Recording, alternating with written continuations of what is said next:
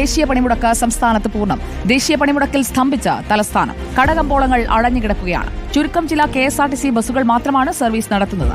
തിരുവനന്തപുരത്തും കൊല്ലത്തും പത്തനംതിട്ടയിലും വിവിധയിടങ്ങളിൽ സമരക്കാർ വാഹനം തടഞ്ഞത് നേരിയ സംഘർഷങ്ങൾക്ക് ഇടയാക്കി.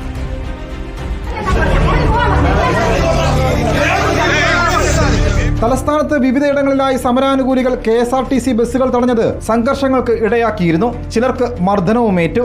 തമ്പാനൂർ റെയിൽവേ സ്റ്റേഷനിൽ നിന്നും മെഡിക്കൽ കോളേജിലേക്കും RCCയിലേക്കും പോലീസിന്റെ ബസ്സുകൾ സർവീസ് നടത്തുന്നുണ്ട്. തിരുവനന്തപുരം വിതുരയിൽ പോലീസ് സാന്നിധ്യത്തിൽ ഇരുചക്ര വാഹനങ്ങൾ കുറുകെയിട്ട് സമരക്കാർ KSRTC ബസ് തടഞ്ഞിട്ടു. ദേശീയ പണിമുടക്കിൽ ഭാഗികമായി സ്തംഭിച്ച് ഭരണസിരാ കേന്ദ്രം. സെക്രട്ടേറിയറ്റിൽ ഭൂരിഭാഗം ജീവനക്കാരും ജോലിക്ക് ഹാജരായിട്ടില്ല. 4600 ജീവനക്കാരിൽ 425 പേർ മാത്രമാണ് ജോലിക്ക് എത്തിയത്. കൊല്ലത്ത് KSRTC കണ്ടക്ടറെ സമരാനുകൂലികൾ മർദ്ദിച്ചു. കൊട്ടാരക്കര ഡിപ്പോയിലും ബസ്സുകൾ തടഞ്ഞു.